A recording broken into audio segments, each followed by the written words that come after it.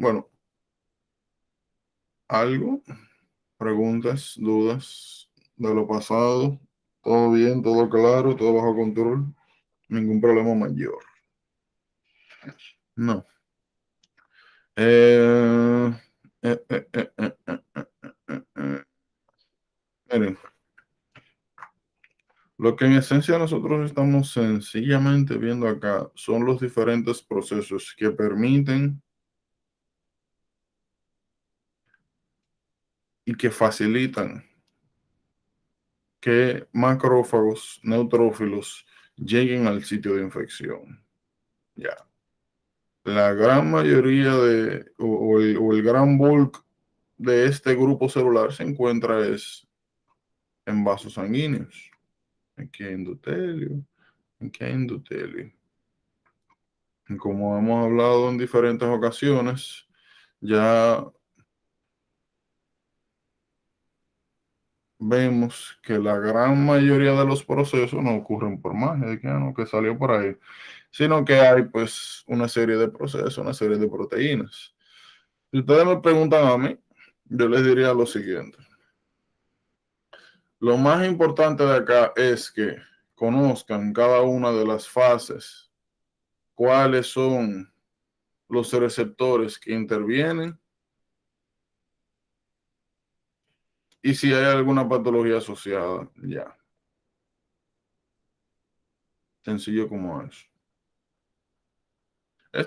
Un proceso parecido, nosotros vamos a ver cuando hablemos de plaqueta. Lo único que se queda aquí es marginación, rolling, binding. No llegamos naturalmente a PDC y migration. Es importante que conozcan la selectina E, la selectina P, que conozcan los receptores de Cialis-Lewis, que se encuentran nuevamente. Cuando hablamos de polimorfos nucleares, principalmente nos referimos a neutrófilo macrófago, principalmente.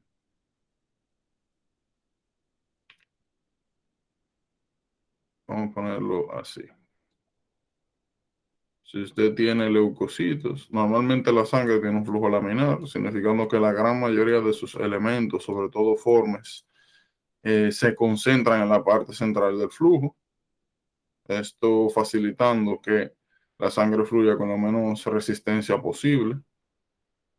Pero ¿qué sucede? Si nosotros tenemos algún evento inflamatorio, algún evento infeccioso en esta área, pues nosotros naturalmente necesitamos que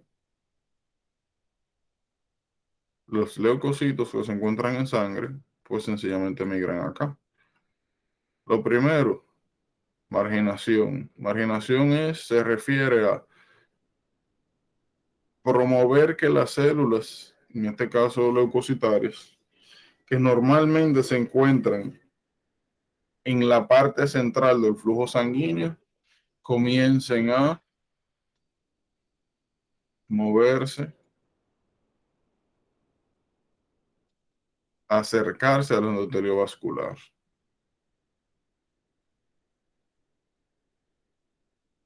Normalmente, luego de que se acercan, vamos a poner que esta comienza a acercarse a la periferia.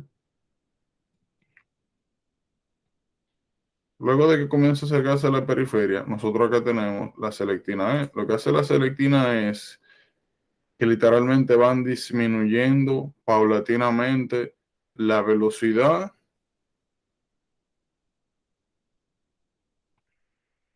a la cual se mueven estas células en el flujo sanguíneo. La van parando como una especie de bumps. Posteriormente entran en juego las P-selectinas. Lo que hacen las P-selectinas es que luego de que se disminuye la velocidad de en referente al flujo sanguíneo, son las que anclan a los leucocitos a las áreas próximas al sitio de inflamación, principalmente. Aquí también entran los ICAM. Fíjense, nosotros tenemos componentes que son endoteliales y tenemos componentes que son leucocitarios. Es importante que sepan cuáles son cada uno de estos elementos y dónde se encuentran. ¿Por qué? Porque le pueden poner una imagen parecida a esta o le pueden citar el proceso, sencillamente decir que cuáles son las proteínas. Oh, a ver si fue... Ah, no, pensaba que me había escrito Lara. Estoy grabando. Sí, a veces se me va la huevo.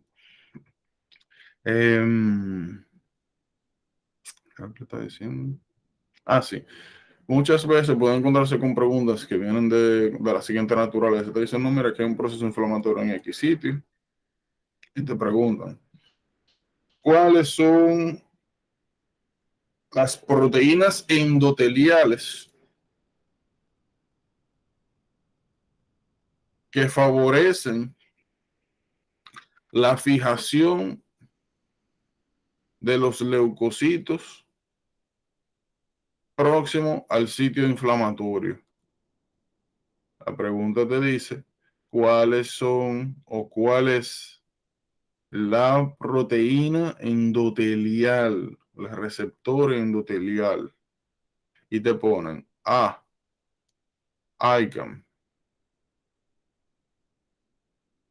B, LFA, C, Cialis Lewis, D, selectina E. Están preguntando por una fase específica en un lugar específico. Y si usted no se acuerda que ICAM es la proteína de fijación endotelial, y de la otra manera le pueden preguntar cuál es la proteína leucocitaria que facilita el proceso de adherencia al endotelio vascular. Ah, bueno, ya no es ICAM, es LFA1. Algo que ustedes van a ir viendo un poquito, y bueno, vamos a ir viendo de hecho, pero como quienes ahora mismo van a tener más posición, los bancos de preguntas son ustedes, es que tan importante como es saberse la información en general, o sea, tener la información disponible, es entender el enfoque de la pregunta. Muchas veces uno se descuida con detalles tan pequeños como esto, que no se fija bien si te están preguntando por proteínas endoteliales o proteínas receptores leucocitarios.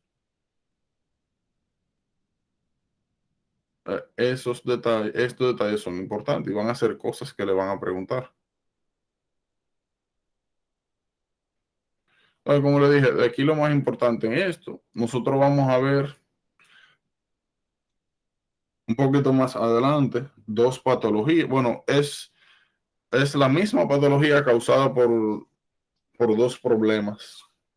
Glucosylation deficiency. Glucosylation deficiency es un problema leucocitario donde por tener deficiencia de Cialis-Lewis no podemos marginalizar, no podemos movilizar los leucocitos de manera favorable hacia el endotelio vascular para su posterior migración. Y ya desde ahí, y lo importante de conocer estos procesos es que ya a partir de ahí, usted tiene una idea de qué es lo que está pasando. Hemos hablado de leukocyte deficiency, pero ya nosotros sabemos que el problema es marginalizarlos, moverlos, detener su velocidad en comparación al flujo sanguíneo. Pero ya desde entonces, desde ahora, nosotros tenemos una idea de que hay una deficiencia, hay una falta de migración apropiada de leucocitos a sitio de infección. Y si nosotros no realizamos este proceso de manera adecuada, ¿quién controla la infección? Nadie. Y si se llega a hacer algo de manera deficiente, entonces, significando que en leukocyte deficiency, vamos, el parámetro general o el bosquejo, el patrón general va a ser de inmunodeficiency. Pero nosotros podríamos tener, literal, esa es la causa más común. Ahora, nosotros perfectamente podríamos tener deficiencia de E-selectin o P-selectin, que son otras causas de glucose addition deficiency. Y son pues cosas, conceptos a considerar por la misma razón. En diversas ocasiones, ustedes se van a encontrar con preguntas que no representan escenarios reales, sino escenarios ficticios para forzar a usted demostrar que usted conoce bien el proceso. Por ejemplo, si bien es cierto, nosotros estamos viendo aquí que una de las causas más frecuentes de glucose addiction deficiency es la deficiencia de Ciel y Lewis. Imagínense que ustedes le pongan una pregunta y le digan, describan el espectro patológico de glucose addiction deficiency, pero le mencionan que le hicieron inmunofluorescencia o cualquier estudio en el cual se demostró que había Ciel y Lewis. Ya usted sabe que esa no es la causa, aunque sea la causa más común. Ya usted busque entonces en las selectinas. Busca su problema en otro lado. Porque te están diciendo, te están indicando que donde normalmente está el problema, lo que regularmente está ausente, en ese caso específico se encuentra. Ya ya esa no es la respuesta. Y eso es algo que pasa mucho con estos procesos en los cuales intervienen diferentes receptores proteínas, donde hay que considerar cosas específicas. Bastante común.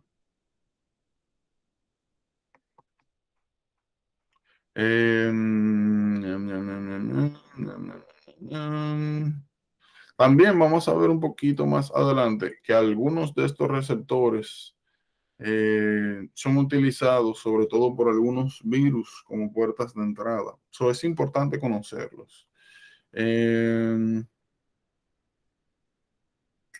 Bueno, miren, aquí hay algo importante. Esto ya nosotros lo habíamos mencionado. Sencillamente estamos aumentando factores quimiotácticos. Habíamos dicho C5A, interleuquina 8. Esto es leucotrienos, N-formilmetionina, ya eso lo habíamos mencionado de bioquímica. Esta no es tan importante.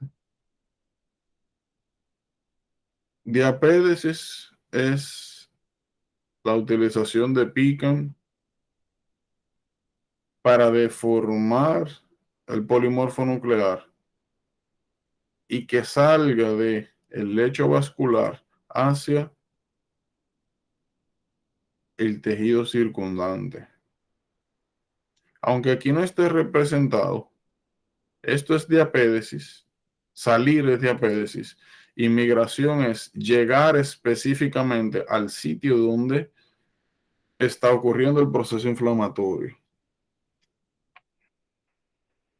Pican acá, C5A, interleuquina 8, leucotrienos, N-formilmetionina. Son los efectores. Eso es bien importante. Bien importante porque a veces esta misma preguntita de quién fue quien facilitó la migración al punto específico inflamatorio suele ser aprovechada, o sea, el concepto suele ser testeado de la siguiente manera. Ponen, yo no sé por qué puse absceso pus, pero imagino que para que se vea. Le ponen eso, ¿no? Que viene una gente ahí con un lump inflamatorio que tiene varios días. Se procede a drenar.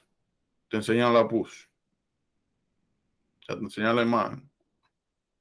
Y te preguntan, ¿cuáles fueron los factores que facilitaron la correcta migración a este punto específico?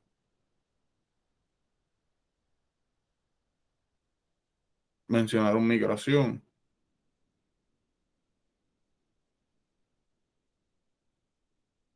So, pensamos automáticamente en factores quimiotácticos. Otra pregunta que hacen de pus. ¿Alguien recuerda qué es lo que le da el color a la pus.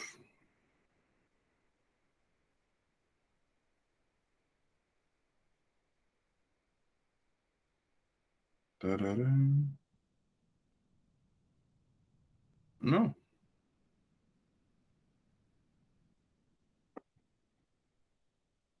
ni el operoxidasa.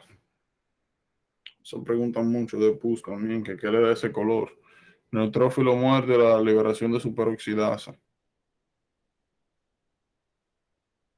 O nuevamente, utilizan este mismo escenario para preguntar cuáles son las proteínas endoteliales que favorecen la marginalización, cuáles son las proteínas endoteliales o leucocitarias que facilitan el proceso de adhesión al endotelio vascular, cuáles son las proteínas leucocitarias que facilitan el proceso de diapédesis, cuáles son los elementos que facilitan el proceso de migración, que lleguen acá ese grupo celular y formen pus. Nuevamente, tienen que tener mucho cuidado aquí. Identificar cada proceso, nuevamente, saber cuáles son las proteínas que intervienen, tanto endoteliales como leucocitarias. Ahí ustedes pueden hacer fácilmente un image occlusion y no volverse loco con eso. Ayer nosotros hablamos de inflamación aguda y mencionamos algunos de los outcomes que puede tener. Regularmente, lo más común es sencillamente, mira, inflamación, posteriormente, resolución. También mencionamos la formación de abscesos, la formación de granuloma, inflamación de granuloma, cronificación del mismo. Dependiendo de con qué se esté lidiando, es lo que va a determinar qué pasa después de la inflamación aguda, si se cronifica o no se cronifica. Por ejemplo, cuando nosotros hablamos de tuberculosis, vimos formación de granuloma.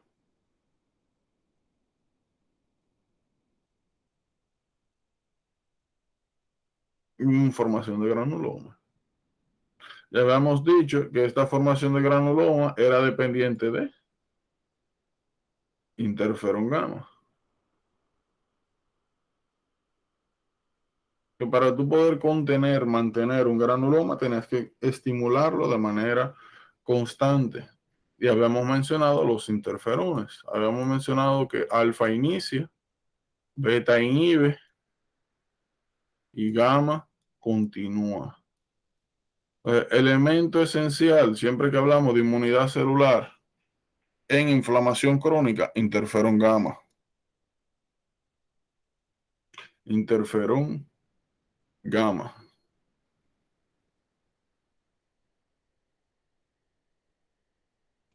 Algunas de estas causas nosotros la hemos visto, la otra la vamos a ver. Por ejemplo, aquí sílica, que la vamos a ver en pulmonar.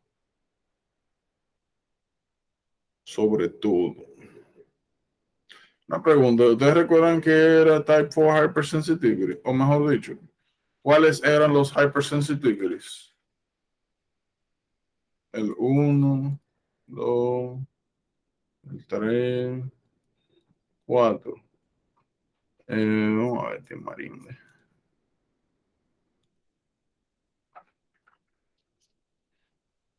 Entonces aquí son 3, a ver. 3, 1, 2, 3. Déjame. ¿Tú recuerdas que era Type 2 Hypersensitivity? Esa era, el nombre no me acuerdo muy bien, pero esa era la que mediaba con las regiones más locales. ¿Cómo? ¿Qué mediaba? Funciones locales, creo. Bueno, el 4 puede ser local también. Pero el 4 es el delay. Eso yo me acuerdo, pero la segunda no me acuerdo Sí, bien pero ahora. lo que digo es que también pueden ser, puede ocasionar inflamaciones locales. Y no necesariamente esta tiene que ser tampoco el onset no necesariamente tiene que ser agudo. Cuando hablamos de hypersensitivity es muy importante saber el nombre, porque el nombre de hecho es lo que te dice qué es lo que está pasando, y los efectores. So, type 2 hypersensitivity, habíamos dicho que era citotoxicidad mediada por anticuerpos. El nombre te dice lo que está pasando. Son tejidos principalmente que comienzan a bombear inmunoglobulinas y posteriormente efectores celulares comienzan a propiciar la destrucción del tejido. Citotoxicidad mediada por anticuerpos. Y si estamos hablando de citotoxicidad mediada por anticuerpos, ya nosotros incluso con esto sabemos cuáles son las inmunoglobulinas que están implicadas. ¿Cuáles son las inmunoglobulinas que se encargan directamente de elicitar una respuesta celular?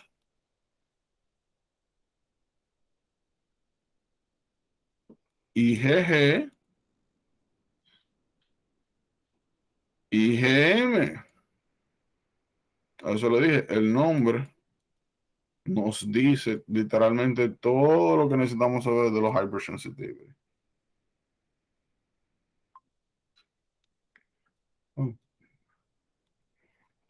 Literalmente. A ver. Uno. Anabel. ¿Tú recuerdas cuál era el Type 1 Hypersensitivity? ¿Cómo se llamaba? ¿Cuáles eran los efectores? Sé que es de la una respuesta anafiláctica y tópica y que se va a dividir en dos, que es la inmediata y la tardía. Okay. Eh, ¿Y los efectores? O sea, la creo cena, que es la claramente. IgE, la IgE, perdona, la Ujú, IgE ujú, y tardía. lo Ahí. mismo, leucotrieno, tomboxanos, pero Ah, ya sé. histamina, leucotrieno, tomboxano. Está bien. Pregunta. ¿Tú Dime. recuerdas cuál era el marcador clínico de laboratorio que se utilizaba para verificar si ha ocurrido alguna type 1 hypersensitivity? Uy, oh my God. Ahí no es que se hacen las pruebas que se pinchan como con agujas con diferentes tipos de alergenos para saber el tipo de alergia que tiene la persona. Lo que pasa es que con el patch skin test, tú puedes elicitar tanto tipo 1 como tipo 4. Ok, De lo que estoy preguntando es de una prueba de laboratorio, algo que tú mides en sangre para verificar si realmente ha ocurrido una respuesta anafiláctica o no, en caso de que haya duda. no me acuerdo. No, no, lo que queda es Emily, grita Emily.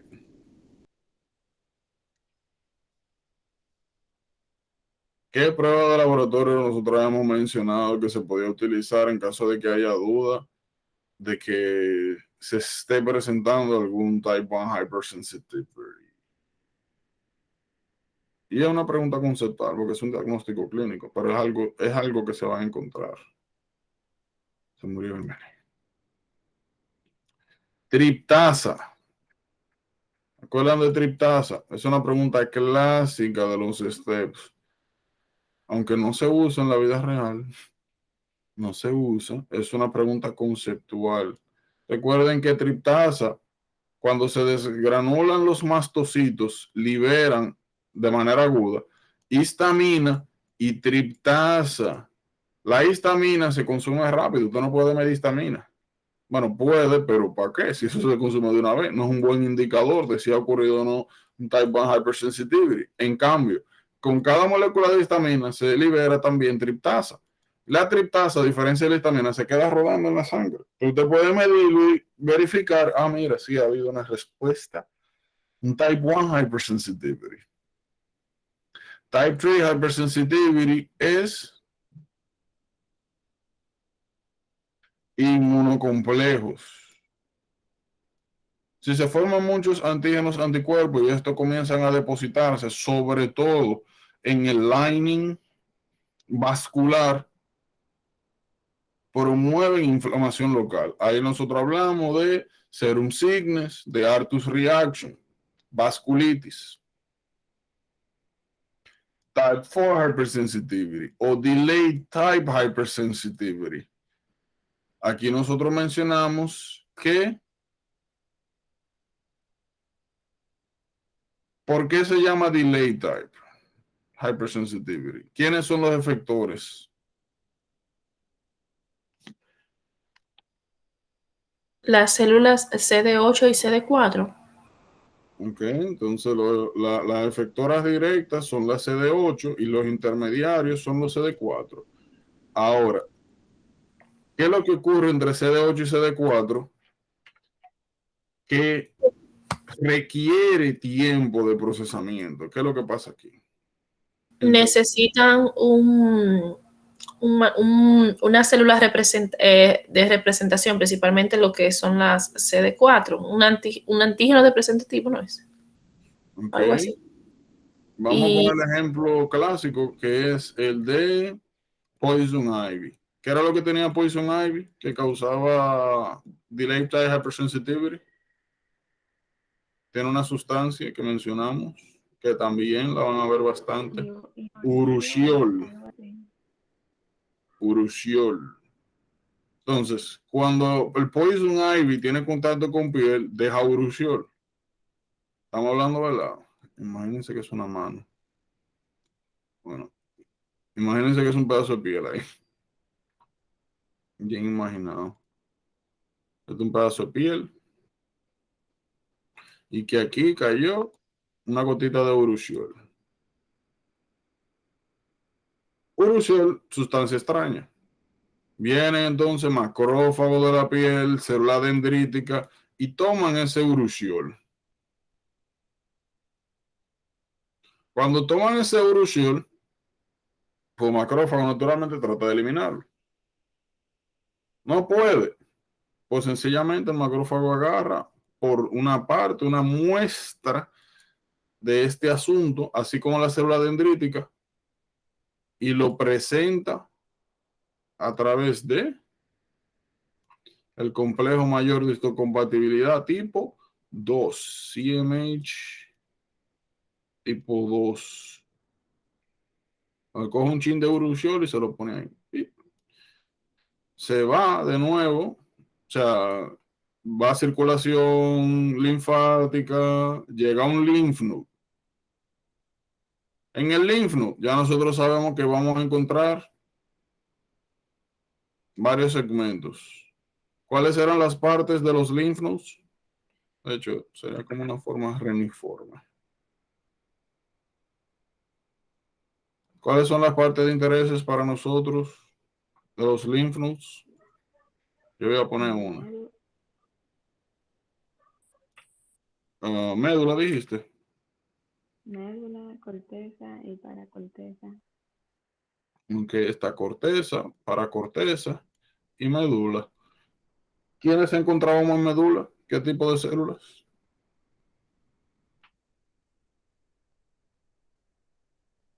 Médula M de macrófago. ¿Quiénes encontrábamos? ¿Cuáles estructuras y cuáles células de interés encontrábamos en la corteza?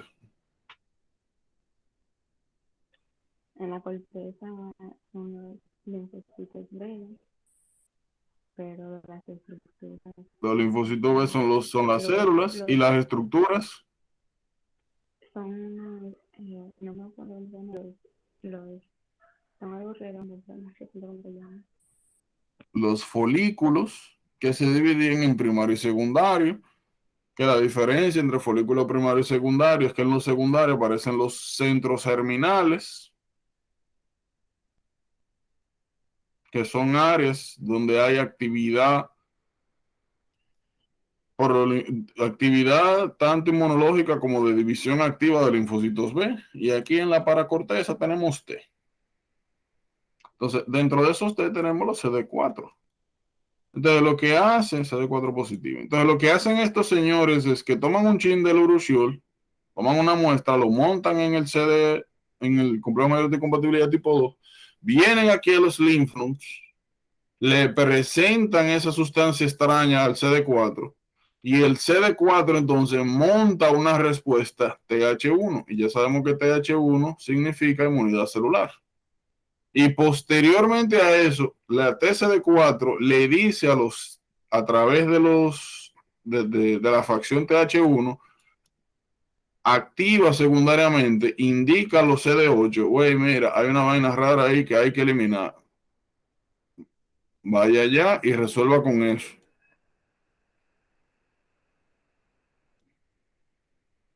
Vienen entonces aquí mismo en la paracorteza, se estimula a través de los TH1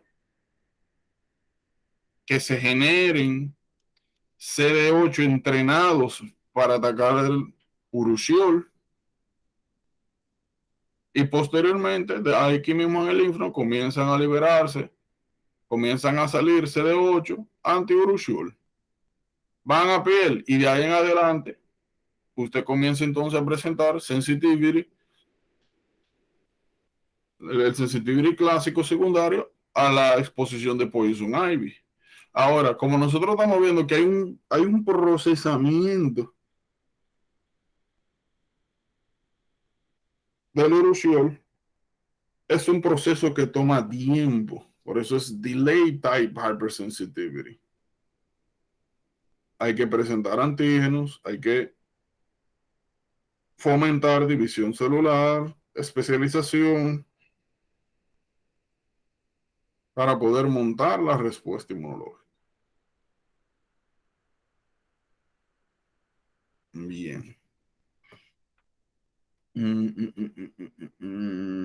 Pues sí, entonces eso es importante. Entonces, por ejemplo, aquí miren, type 1 hypersensitivity. Bueno, ya nosotros sabemos el mismo proceso. La importancia de conocer bien los hypersensitivity es que cuando ustedes le mencionan,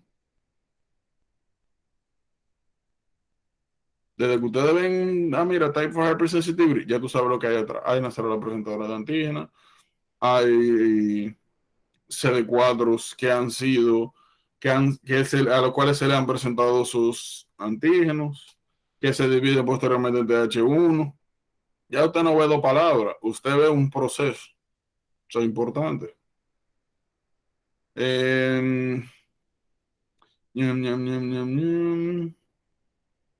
Como le mencioné hace un momento, los marcadores son importantes, como siempre, dependiendo de qué tipo de inmunidad se elicite, va a ser el outcome.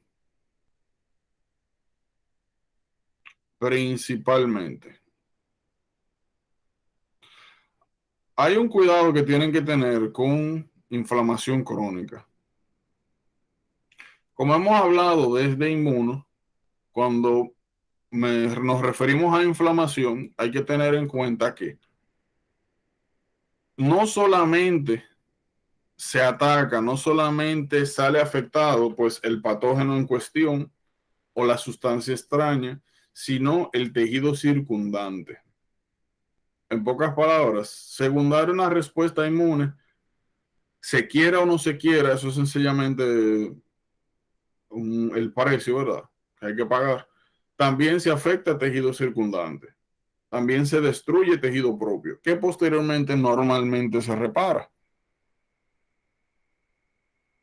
Ahora, ¿qué es lo importante que sepan de esto? Cuando ustedes tienen inflamación crónica,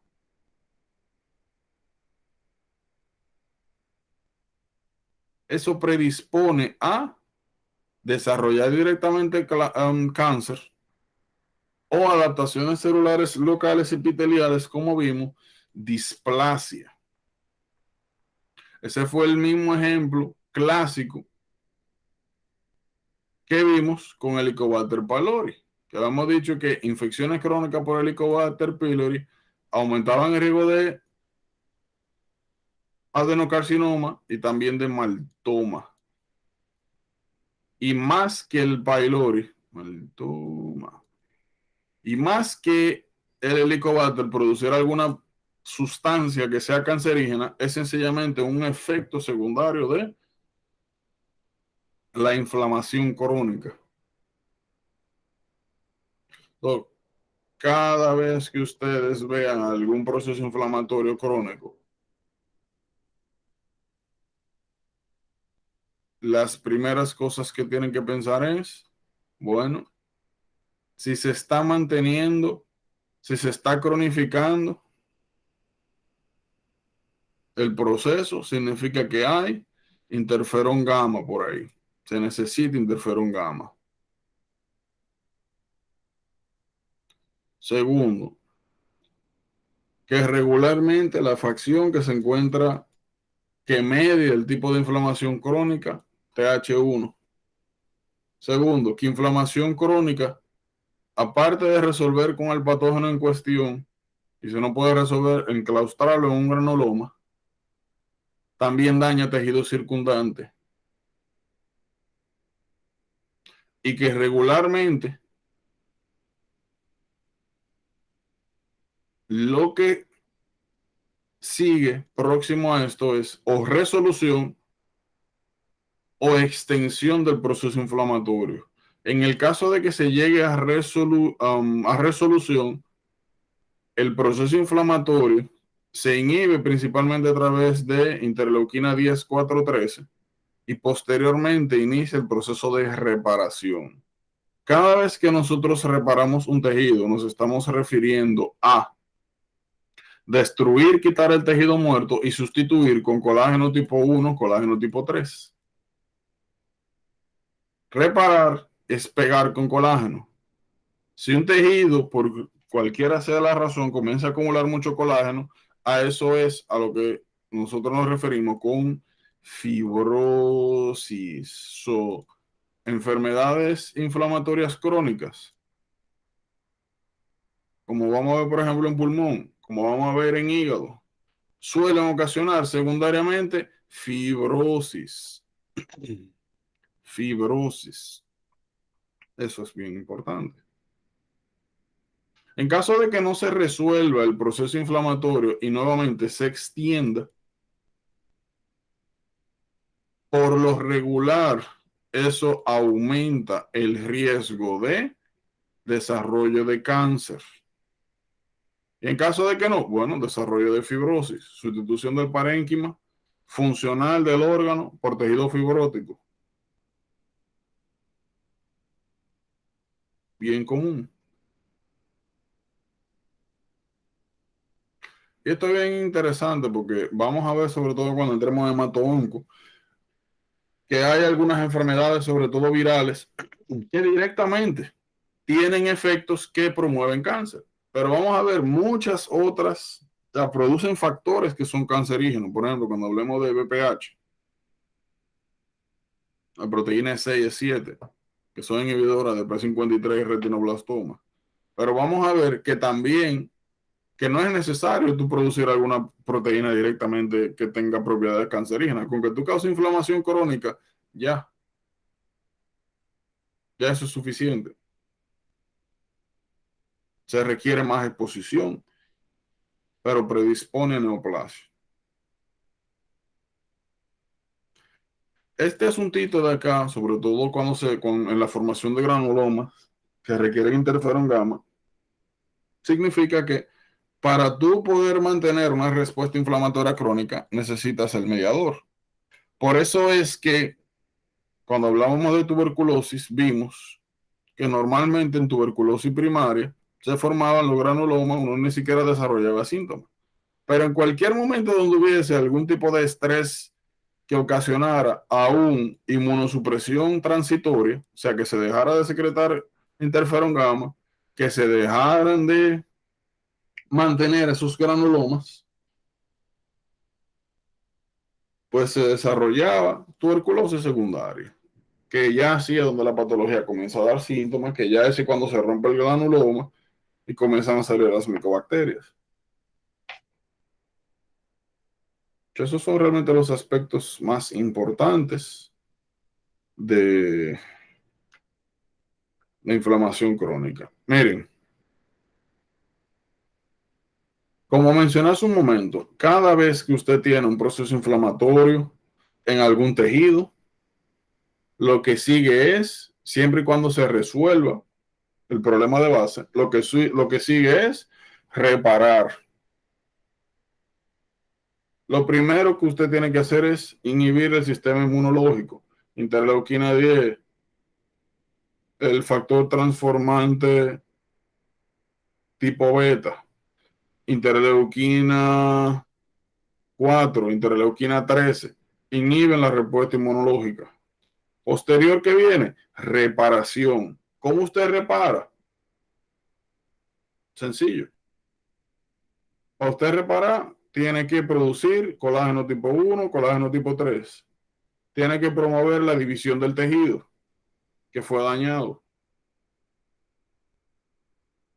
Y para usted duplicar una célula necesita recursos, necesita vitaminas, necesita energía, necesita oxígeno.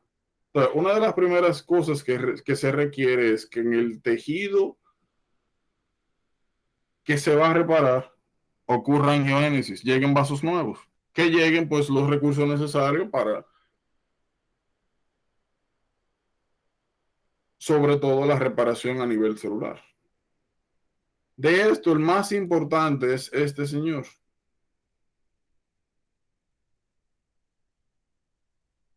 Porque vamos a ver fármacos más adelante, que son antagonistas, de hecho, del vascular endothelial growth factor, bevacizumab. Bien importante. El factor de crecimiento derivado plaquetario va a ser bien importante cuando hablemos de aterosclerosis. Bien importante. De aquí, ¿qué es lo que más nos interesa?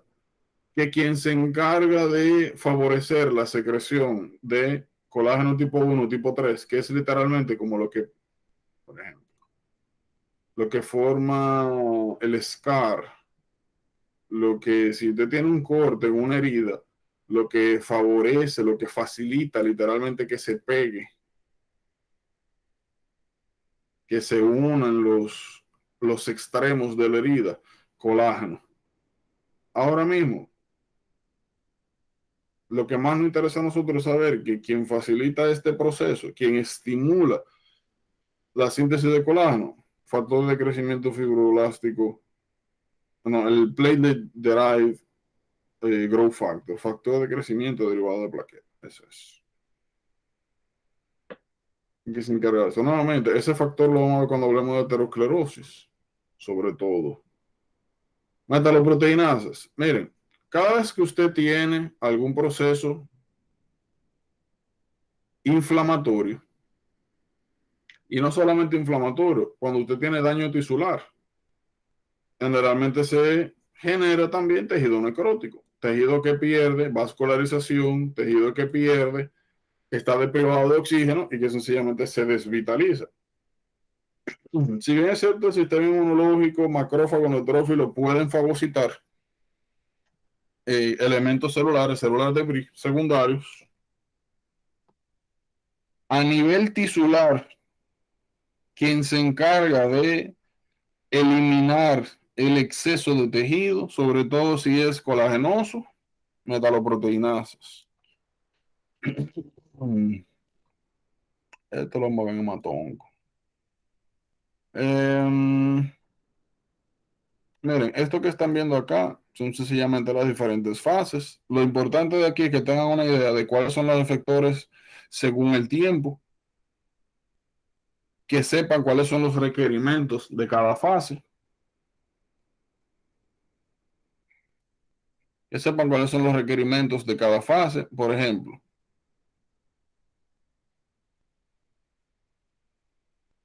usted tiene una herida, inflamación. Quita celular de Bris, se aseguró de que no hay ningún tipo de infección, de que los tejidos devitalizados fueron removidos, de que no hay sustancias extrañas, inflamación. Posteriormente, inhibe inflamación. Resolvió, bueno, ya no necesita eso. Controlar el sangrado, lo normal. Posteriormente, todas las células que van a participar en el proceso de reparación, y no solamente procesos celulares de los que intervienen, sino como hablamos ahorita, angiogénesis, todo lo que se prepara, todo lo que se va a requerir para reparar. Ah, mira, fase proliferativa, tienen que saber los efectores.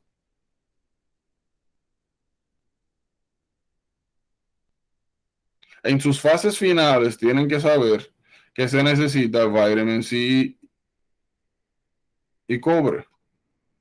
¿Por qué se necesita vitamin C y cobre?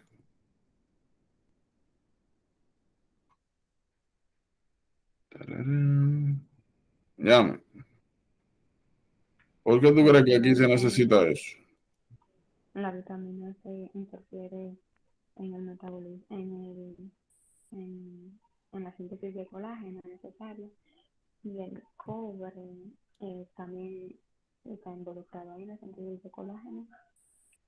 Ok, ¿tú recuerdas específicamente para cuál era el papel de la vitamina C en la síntesis de colágeno?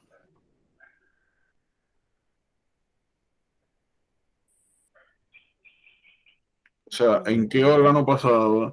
Específicamente, ¿cuál era el proceso? Mm. Pregunto, si el colágeno, en este caso, ¿verdad? Y en general, si el colágeno, si aquí te tiene un fibroblasto, y estos fibroblastos lo que van a hacer es secretar colágeno para unir los edges de esta herida. Entonces, ¿en qué organelo se debería sintetizar el colágeno? En el organelo, Ajá, en el retículo endoplasmático, retículo endoplasmático endoplasmático rugoso. rugoso, ¿verdad?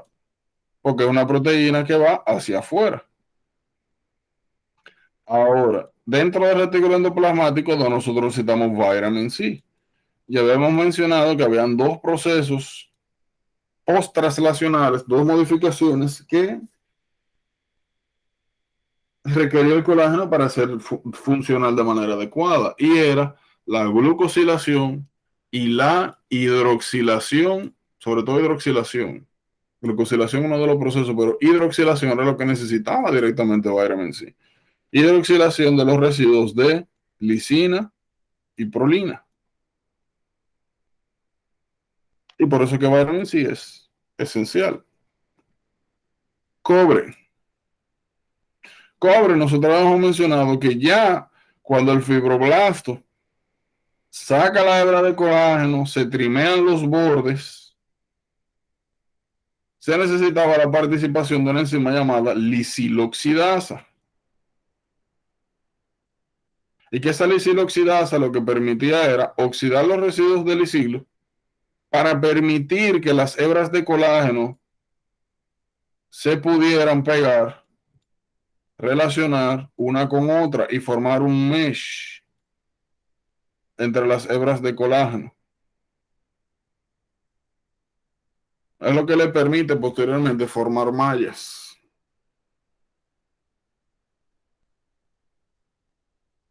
Ya habíamos de hecho mencionado una patología y Menkes disease. ¿Alguien recuerda cuál era la causa de Menkes disease?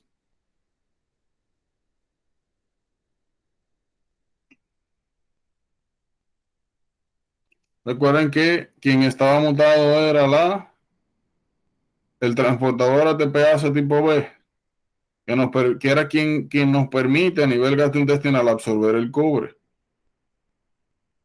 Y el otro nombre que recibí era Kinky Hair Syndrome.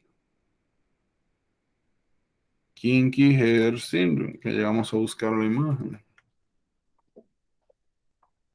Kinky Hair Syndrome. Kinky Hair Syndrome. Aquí, aquí, compañía. Pues sí. Y le estoy haciendo estas observaciones porque son cosas que le van a preguntar.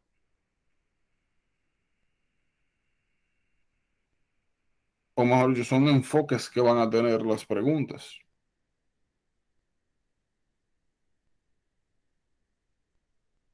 Fíjense,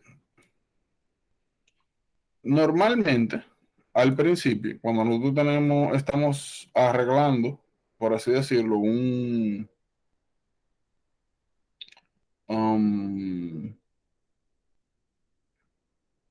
una herida, se secreta mucho colágeno, más del que se necesita normalmente.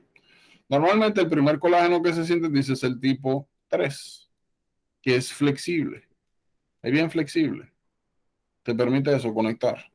Posteriormente, el colágeno tipo 3 es normalmente reemplazado con colágeno tipo 1, que es el que encontramos en estructura tendinosa, en hueso, es fuerte.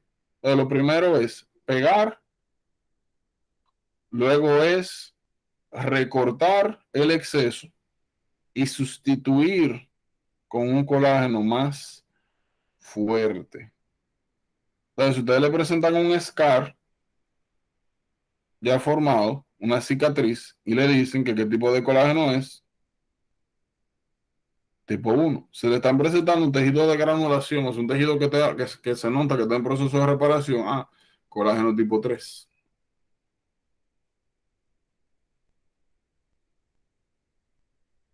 Ustedes se acuerdan de los síntomas que aparecían en deficiencia de zinc.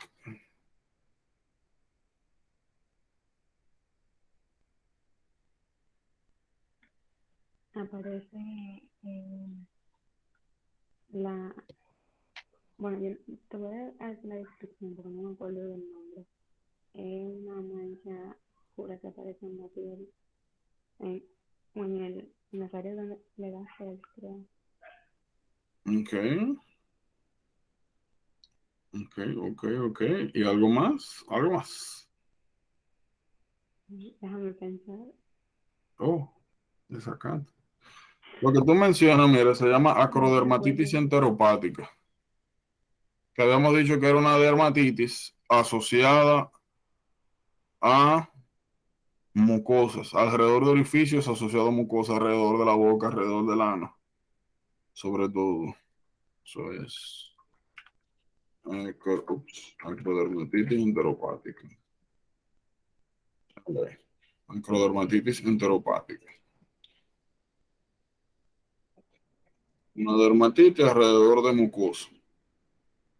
Clásico. Clásica, deficiencia de zinc. Las otras características, anosmia, disgeusia, hipogonadismo, y se cae de la mata, ¿verdad? Delay wound healing. Anosmia, que dejan de oler. Disgeusia, alteraciones de el gusto también. Hipogonadismo, problemas de fertilidad.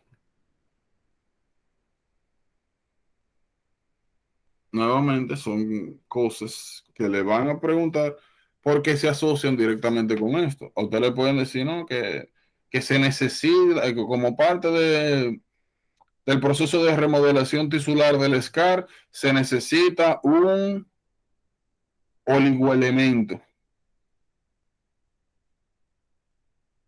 en la fase de remodelación. Entonces, oligoelemento, remodelación, zinc. ¿Cuáles hallazgos usted esperaría encontrar en un paciente con deficiencia del oligoelemento necesitado aquí? Tiene que saber que aquí es zinc. Tiene que saber naturalmente cuáles son las características de zinc. Aquí de hecho hay otro también que es una especie de inmunodeficiency que se desarrolla también.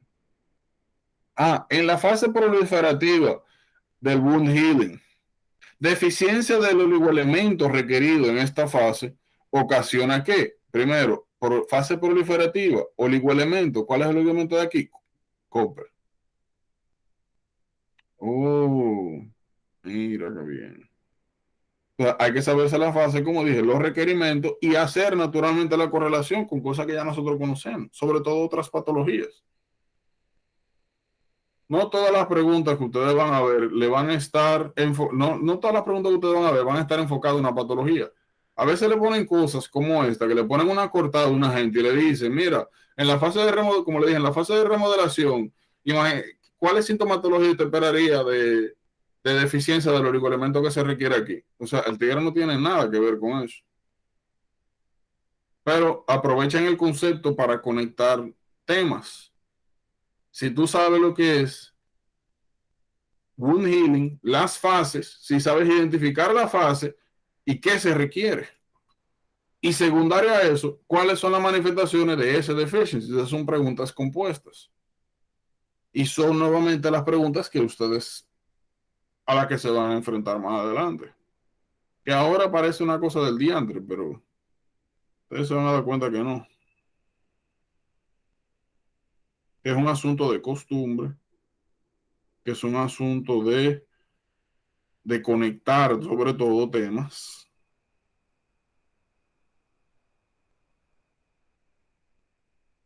Y pues de ir desarrollando eh, la costumbre de hacer estas cosas. Por eso cada vez que vemos estos temas que se conectan, lo primero que yo le digo es, güey, miren, ¿qué pasa aquí? ¿Qué pasa allá? ¿Por qué esto es así? ¿Por qué esto es así? Nuevamente, porque son las cosas que van a ver. Eh, Creo que aquí estamos. Mira aquí. Denme un minutito. Un minutito, un minutito.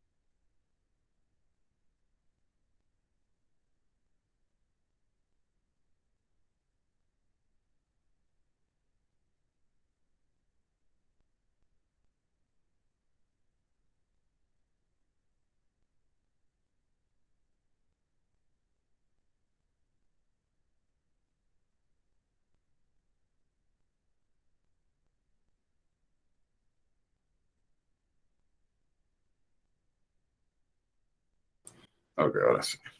Ñam, ñam, ñam, ñam, ñam. Ñam, ñam, ñam, ñam, ñam, ñam, ñam, ñam, ñam, ñam. Mire. Al momento yo creo que yo he dicho granuloma 500 veces. Hemos hablado mucho de granuloma, le he enseñado la imagen, más o menos la composición, que sí me interesa que sepamos ahora esto. Lo he también dicho, pero a manera general. Los granulomas pueden ser caseificantes o no caseificantes.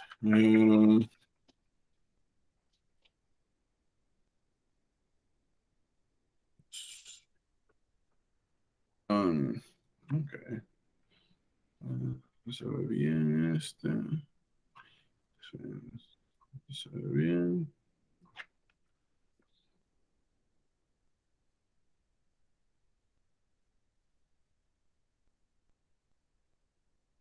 Más o menos.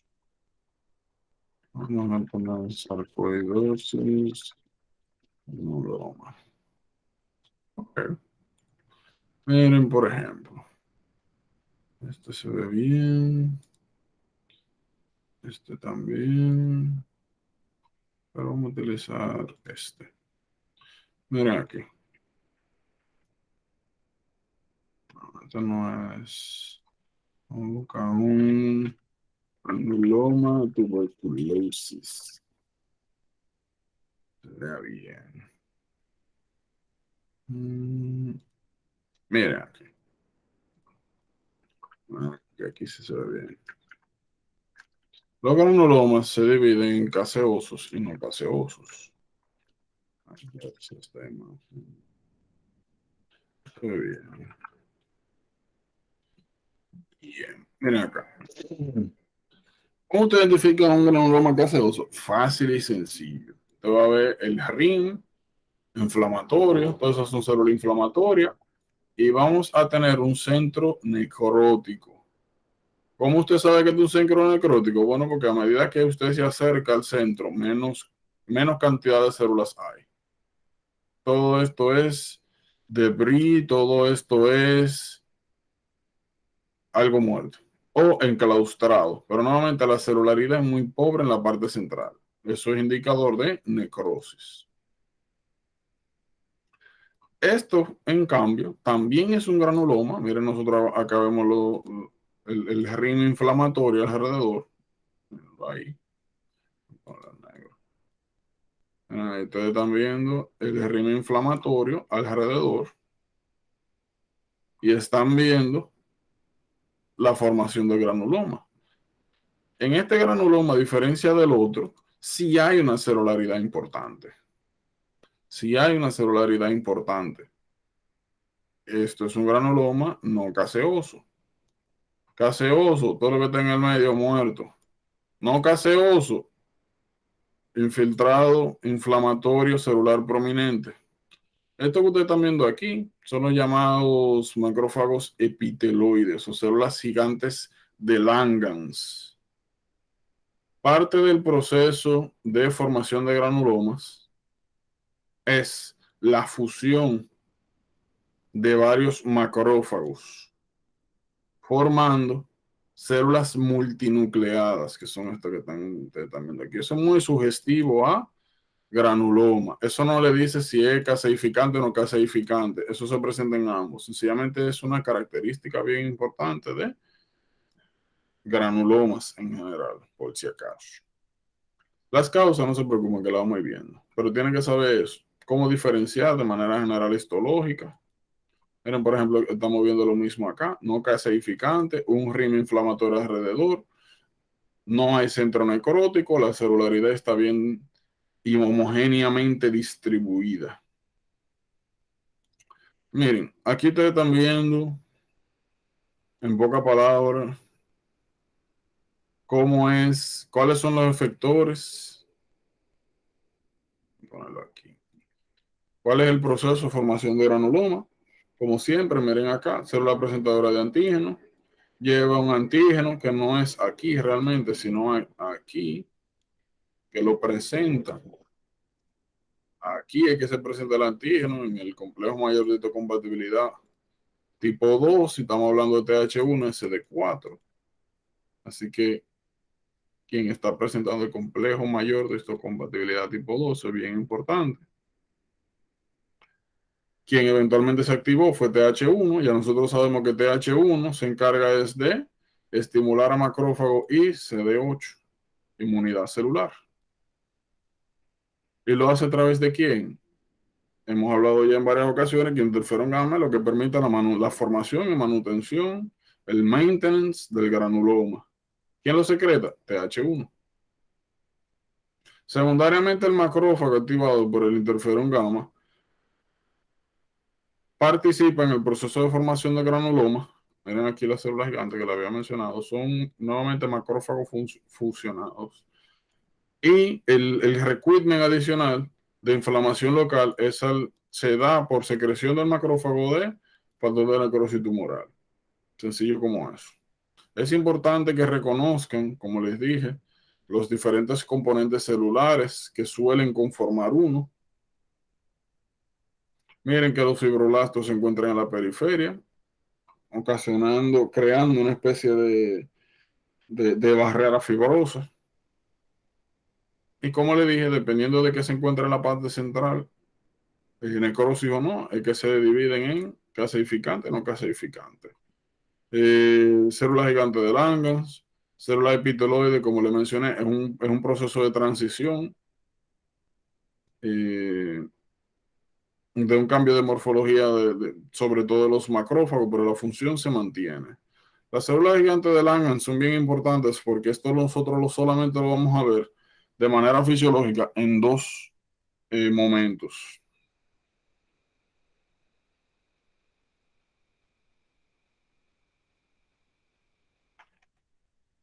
Que es aquí, en los granulomas, y los otros son los osteoclastos. Los osteoclastos son los macrófagos del hueso una especie de macrófago de hueso que se encargan de resolver oso. Osteoclastos. De resolver hueso, o sea, de sacar el calcio del hueso, en pocas palabras. Mírenlo ahí, son células grandotas, multinucleadas, que sencillamente son un reguero macrófago junto. Entonces, solamente en estas dos circunstancias que ustedes van a ver eso, de manera normal. ¿Qué otra cosa tienen que saber? Miren, los macrófagos, hay algo interesante con los macrófagos. Los macrófagos expresan una enzima que es la 1-alfa hydroxylase. 1-alfa hidroxilasa. No vamos a entrar en detalle porque eso lo vamos a ver en endocrino, pero me interesa que sepan que en riñón ustedes tienen glomérulo, tienen una arteriola aferente, eferente, el rin de capilares y tienen posteriormente el sistema de túbulos.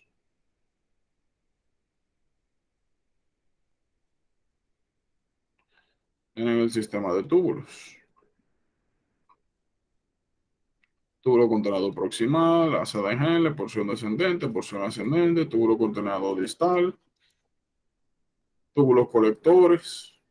Aquí en el túbulo contenedor proximal, nosotros vamos a ver un poquito más adelante, eso está relacionado con PTH y síntesis de vitamin D. Aquí se expresa, en este grupo de células de acá se expresa una enzima, que es la misma, 1-alfa hydroxylase.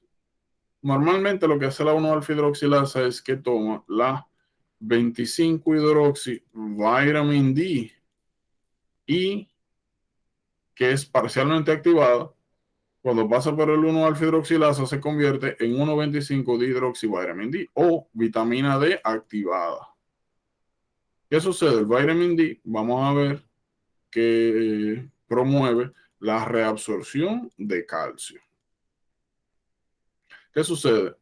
Los macrófagos que participan en la formación de granulomas tienen la característica de que presentan esta enzima. So, no es raro que de manera secundaria se presente hipercalcemia y altos levels de vitamin D. Es algo bien importante. ¿Y qué le van a preguntar? Nuevamente, las etiologías nosotros lo vamos a ir viendo a medida que avancemos. Y nuevamente, esto es lo que me interesa que tengan una idea general. Esto lo vamos a ver bien en endocrino, que fue lo mismo que le mencioné cuando hablamos de vitamin D en bioquímica.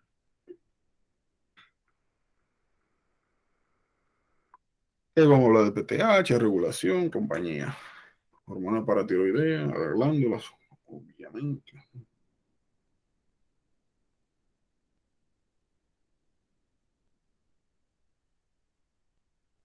Ustedes tienen problemas. ¿A quién le gusta a las 7 de la mañana? Ustedes, diablo. No, mentira, está bien, yo no tengo problema. De hecho, a mí también me gusta así porque, bueno, todos los días me tengo que levantar súper temprano y aprovecho más el día. Pero solamente por si acaso, porque como inicialmente quien hizo esa propuesta fui yo y se movieron del horario original, pues como ya realmente no es tan necesario, pues por si acaso. Pero no tengo ningún problema. Al contrario, mejor. Por cierto. ¿Qué yo voy a hacer con mi vida? Así miren.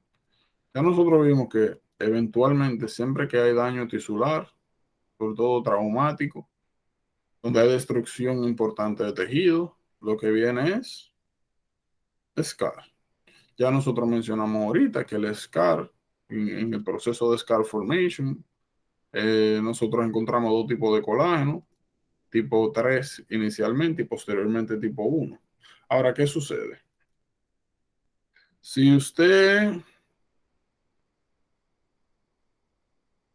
desarrolla una herida, viene el proceso de inflamación, y luego reparación, usted puede obtener dos tipos de scar, que son lo que usted también da acá, el llamado queloide y los scars hipertróficos. ¿Qué tienen que saber? Miren, la característica principal de los scars hipertróficos es que se crea tejido colagenoso en exceso, pero que no sale de los bordes de la herida. En el caso de los queloides, la característica principal, a ver si encontramos una. Miren, aquí, miren acá.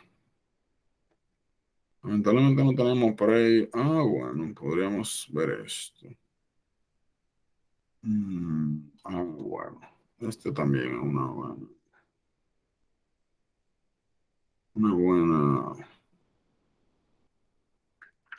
buena cosita. Pero yo antes pensaba que a ese era que se le llamaba queloide. ¿Cómo? Que yo pensaba que ese era que se le llamaba queloide. Que yo siempre ¿Cuál? pensé Este. eso. Sí, al de la imagen. Porque, bueno, no sé por qué, pero yo siempre pensé que era eso. Bueno, mira que lo que pasa es, de hecho, estoy tratando de buscar una imagen donde pueda representar. Bueno, mira, este se ve un poquito bien. Vamos a utilizar este. Miren. Esta fue cirugía para quitar queloides. Miren, vamos a imaginarnos lo siguiente. Vamos a coger ese caso. Vamos a coger este mismo de aquí, que con este no sirve. Vamos a coger este caso. Vamos a representar. Imagínense que usted tiene esta herida.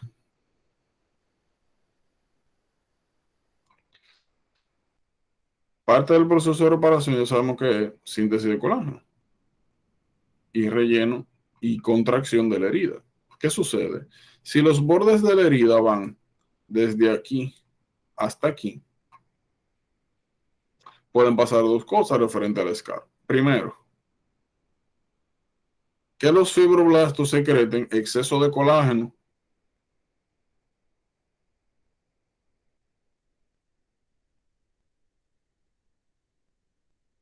en el cual se desarrolle un lump que queda por arriba de la superficie de la piel, que es lo que tenemos acá. Que usted pasa el dedo y usted nota que hay una elevación, un bump.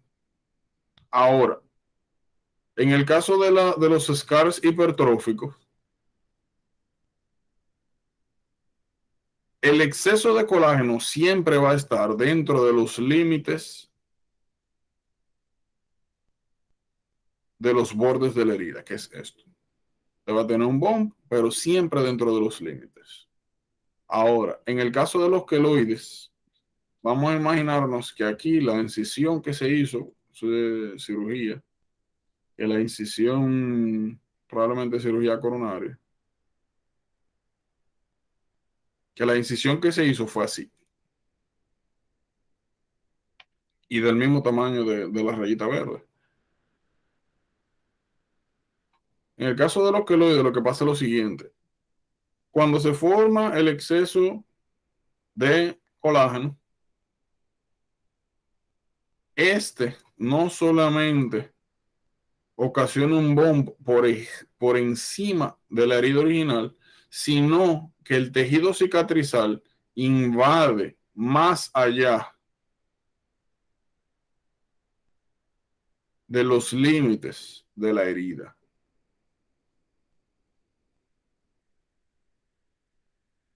Invade más allá. Entonces, escara hipertrófica, queloide.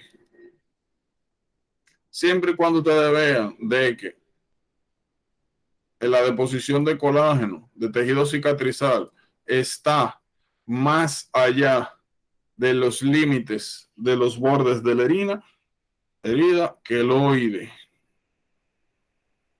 Se respetan los bordes, hipertrófica. No importa el tamaño, lo que importa son los bordes.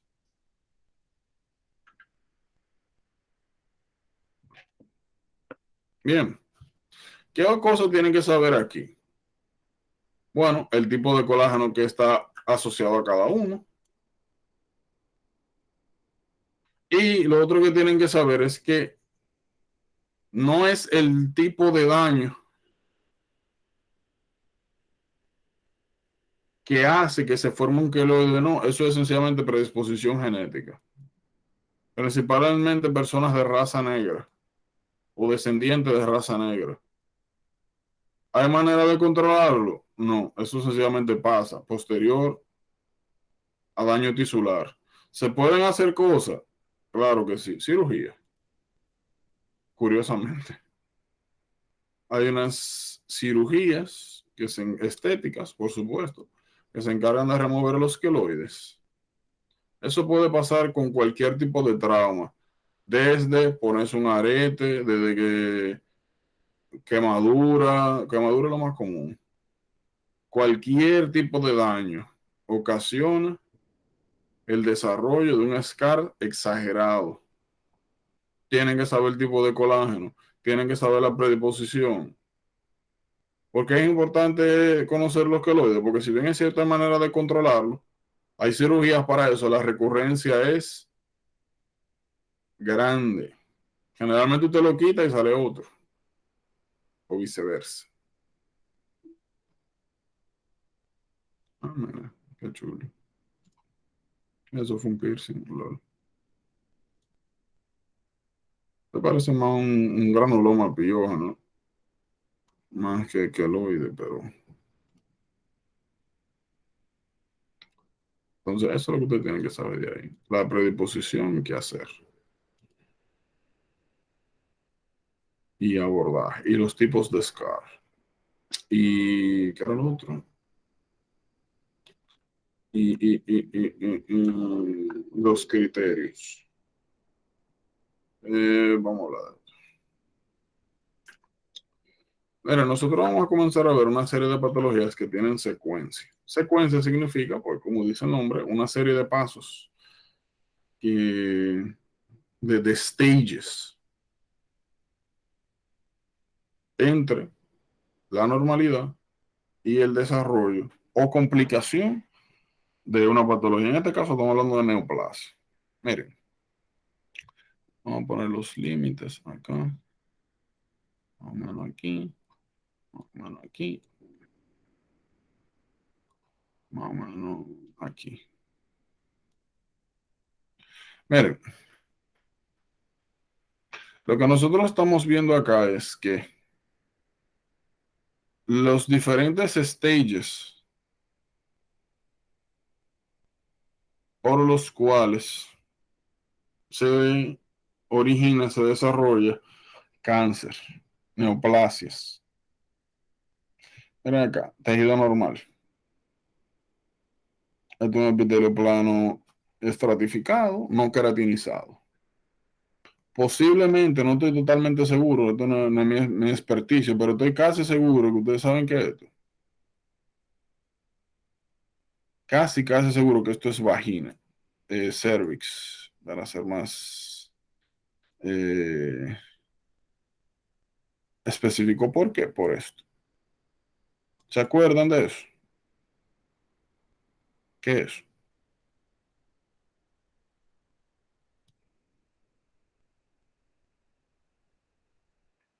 Pero tú preguntas el epitelio, No, el epitelio yo lo dije.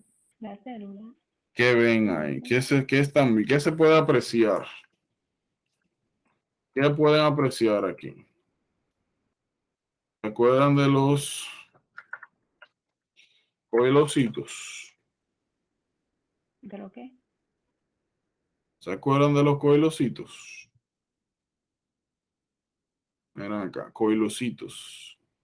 ¿No se acuerdan? Coilocitos. Célula vacía o como parece un huevo frito, que habíamos dicho que aparecían secundariamente a HPV, virus de papiloma humano. Esto parece coilocitosis, que es bien clásico de virus de papiloma humano.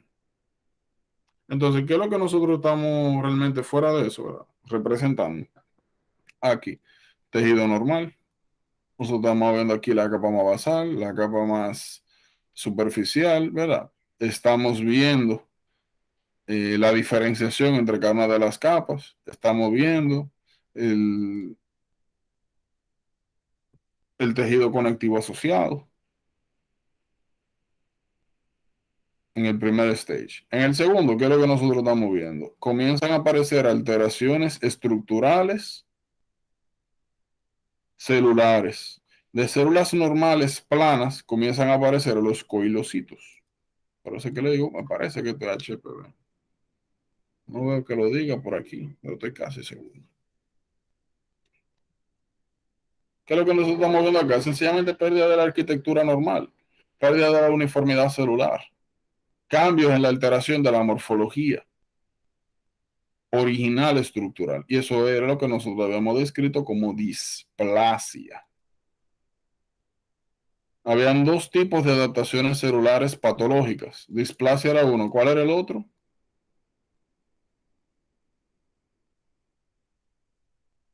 Metaplasia. Revivite. Metaplasia. Displasia, habíamos dicho que era tú agarrar un grupo celular,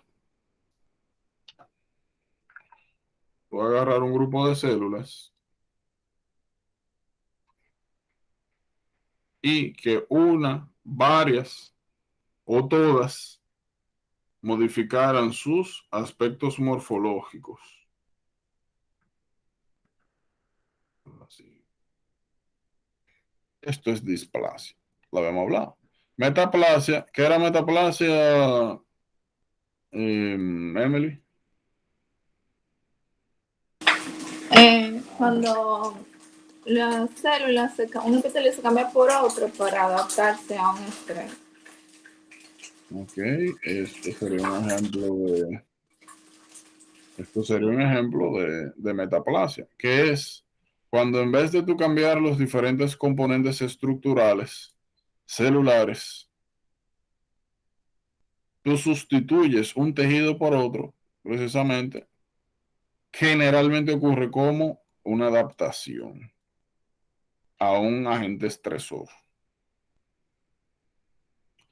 Entonces, displasia, ¿verdad? Y habíamos hablado que eran dos adaptaciones patológicas que si no se corrigen, generalmente terminan en neoplasia.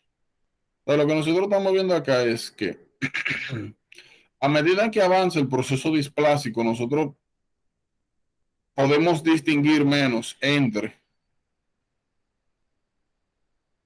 o mejor dicho, aparecen más diferencias entre los cambios que están ocurriendo en el tejido versus el original. Se van haciendo más diferentes. Ya estamos aquí lo que parece tu tejido conectivo con un infiltrado inflamatorio. De hecho, ya aquí nosotros no estamos ni siquiera viendo los layers, las capas que nosotros veíamos al principio. Ya aquí nosotros, el epitelio cambió, la estructura general cambió celular, la organización del tejido normal cambió. Ahora, aquí hay dos cositas que podemos representar. Miren cómo esto sería la parte basal. ¿Dónde está la membrana basal? Que regularmente es una barrera entre el tejido circundante y el epitelial. Miren lo que va pasando con la membrana basal a medida que progresa la displasia. Va desapareciendo. Carcinoma in situ. Cada vez que nosotros hablemos de carcinoma in situ, se refiere a que la neoplasia no ha pasado de la membrana basal. Cada vez que el cáncer traspasa la membrana basal, ya eso no es carcinoma in situ.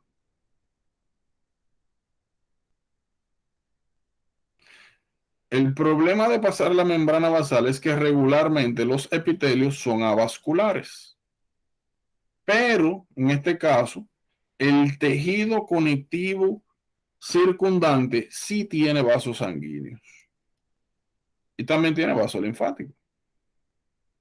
Y el problema de eso es que si estas células tumorales llegan a los vasos, pueden utilizar esta vía como vía de metástasis. Vía de metástasis. In situ, respeta la membrana basal. No respeta la membrana basal, invasivo. In situ aquí, invasivo, pasa la membrana basal. Uno de los problemas de carcinoma invasivo que destruye tejido alrededor, que puede llegar a penetrar vasos y ocasionar metástasis. Sencillamente eso. Sencillamente como eso.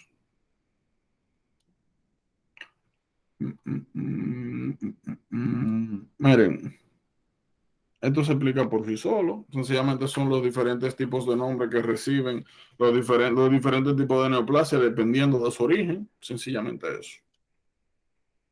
No es más complicado. Las neoplasias, como ustedes sabrán, las vamos a dividir en benigna y maligna. Regularmente las malignas, ustedes van a terminar en carcinoma o sarcoma, y las que terminan en OMA regularmente son benignas. Grading versus staging. Miren, esto es una pregunta clásica del Step 1 sumamente importante. Y una regular causa de confusión. Cuando nosotros estamos hablando de neoplasias, sobre todo malignas, existe el grading y el staging. El grading es se divide en dos grupos. Bueno, de hecho, podríamos poner tres grupos. Está low grade, high grade y anaplásico. Grading se refiere a qué tanto se parece el tejido tumoral al tejido original, por ejemplo. Miren acá. Este es el original. Entonces, este sería bajo grado, porque la diferencia entre el tejido original y el que se está alterando no es mucha. Esto sería, en caso hipotético, ahora que fuera un cáncer per se, sería un cáncer de bajo grado. Ahora, nosotros estamos viendo aquí que esta porción tiene características totalmente diferentes al epitelio original. Entonces, esto sería alto grado. Bajo grado, pocos cambios. Alto grado, muchos cambios. Anaplásico, que tú sencillamente no puedes establecer ningún tipo de vínculo entre la célula tumoral y su célula de origen. Eso es grading. Y regularmente habla sobre la agresividad que puede tener el cáncer. Mientras menos diferenciado, más agresivo. Ahora, el staging, por otra parte, se va a basar en estos criterios. Tienen que aprendérselo a sí mismos. TNM. Tamaño. T de tamaño. ¿Cuántos centímetros tiene? N de nódulos. ¿Cuántos nódulos están afectados? M, metástasis. El staging, oigan bien, esto habla de agresividad. El staging habla de pronóstico. ¿Cuál es el pronóstico de ese cáncer? ¿Te va a morir? ¿Va a sobrevivir? ¿Cuáles son tus chances de sobrevivir? El staging, pregunta clásica del STEP, que te preguntan por pronóstico y te ponen respuestas que tienen grading y respuestas que tienen staging.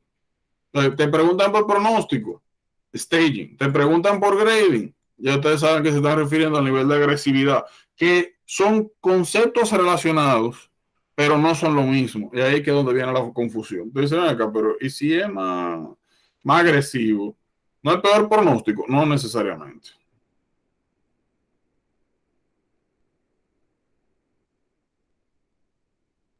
Son herramientas que miden cosas diferentes. Sencillo como eso. Sencillito como eso. Ahora, pronóstico. En el staging hay dos cosas esenciales para determinar el pronóstico. El primero, metástasis. El factor pronóstico más importante es metástasis. Generalmente cuando hay metástasis no hay mucho que hacer. Y es importante saber el staging porque vamos a ver que en diferentes cánceres, sobre todo donde es más prominente es cáncer de mama y cáncer de bladder, dependiendo de si hay metástasis o no, es que se selecciona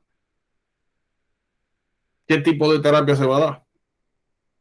Mientras más localizada, más cirugía y radioterapia. Mientras más diseminada, más quimioterapia, en pocas palabras. Metástasis es un factor pronóstico malísimo. Es el más importante, metástasis. Ahora, el segundo más importante es el tamaño del tumor. Eso lo vamos a ver sobre todo con los índices de Breslow cuando hablemos de melanoma. Hay dos tipos de crecimiento según el tamaño. Hay crecimiento horizontal y hay crecimiento longitudinal. Como ustedes podrán esperar, el peor patrón de crecimiento es el longitudinal, porque mientras más nos adentremos, más riesgo hay de sobrepasar la membrana basal y llegar al tejido linfático y a circulación. Metástasis. El primer criterio más importante, metástasis. El segundo, tamaño. Tan simple como eso. Tienen que tener muy claro qué es grading versus staging. Nuevamente, son conceptos relacionados, pero no lo mismo, ni intercambiables. Y es un concepto clásico, básico de este asunto. ¿Tienen alguna pregunta sobre staging versus grading? Nuevamente, en rojo eso, metástasis. Secundariamente, el tamaño del tumor. La invasión de nódulos también es importante, pero regularmente estos dos, sobre todo aquí, melanoma. Melanoma, el tipo de crecimiento. Preguntas.